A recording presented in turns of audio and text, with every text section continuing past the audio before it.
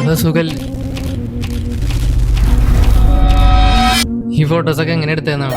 ഈ ഫോട്ടോസൊക്കെ എങ്ങനെ എടുത്തതെന്ന് പറഞ്ഞാൽ ആദ്യം ഷട്ടർ സ്പീഡ് എന്താണെന്ന് പഠിക്കാം. അപ്പോൾ ഒരു ഷട്ടർ എന്താണെന്ന് വെച്ച് കഴിഞ്ഞാൽ ഒരു ക്യാമറയുടെ സെൻസറിന്റെ ഫ്രണ്ടിൽ ഇരിക്കുന്ന 2 ബ്ലേഡ്സ് ആണ്. ഈ 2 ബ്ലേഡ്സിന് നമുക്ക് upper curtain and bottom curtain എന്ന് വിളിക്കാം. ഇപ്പൊ നമ്മളൊരു ഫോട്ടോ ക്ലിക്ക് ചെയ്യുമ്പോൾ ഈ ബോട്ടം കർട്ടൺ ഓപ്പൺ ആവുകയും അപ്പർ കർട്ടൺ ക്ലോസ് ആവുകയും ചെയ്യും. അപ്പോൾ ഈ 2 കർട്ടൻസിന്റെ ഓപ്പണിംഗ് ആൻഡ് ക്ലോസിംഗ് ടൈം അല്ലെങ്കിൽ സ്പീഡിനെയാണ് നമ്മൾ ഷട്ടർ സ്പീഡ് എന്ന് വിളിക്കുന്നത്. ഇപ്പൊ ഷട്ടർ സ്പീഡ് ഭയങ്കര ഹൈ ആണെങ്കിൽ, അതായത് ഈ ക്ലോസിംഗ് ആൻഡ് ഓപ്പണിംഗ് മൂവ്മെന്റ് ഭയങ്കര സ്പീഡിലാണ് സംഭവിക്കണമെന്നുണ്ടെങ്കിൽ ലൈറ്റ് ക്യാമറയിലേക്ക് കിടക്കുന്നത് കുറയും. ഇപ്പൊ ഫോട്ടോ ഡാർക്ക് ആവും. മാത്രമല്ല ഫാസ്റ്റ് മൂവിങ് ഒബ്ജക്ട്സ് ആണെങ്കിൽ നമുക്ക് അതിനെ ഫ്രീസ് ചെയ്യാനും പറ്റും.